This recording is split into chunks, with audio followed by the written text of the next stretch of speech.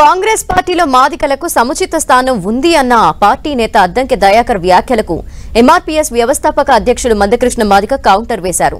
పార్టీకి విధేయుడిగా ఉన్న దయాకర్కే సముచిత స్థానం కల్పించని కాంగ్రెస్ ఇక మాదికలకు ఎలా న్యాయం చేస్తుందని నమ్మాలంటూ మందకృష్ణ ప్రశ్నించారు.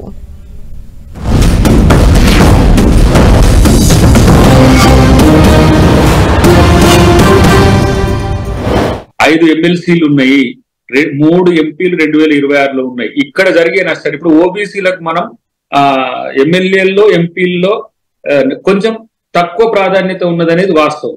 అభిప్రాయాలు ఏమున్నా కూడా రాహుల్ గాంధీ గారితో కూడా అదే ప్రేమతో ఉండగలిగింది.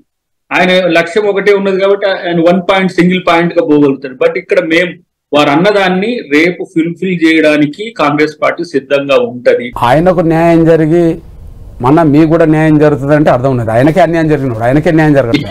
ఇదొక పెద్ద పంచాయతీ. ఇప్పుడు ఆయనకే ఇప్పుడు న్యాయం జరగలేదు కదా, మాకెట్లా న్యాయం జరుగుతుంది ఆయన చెప్తాడు.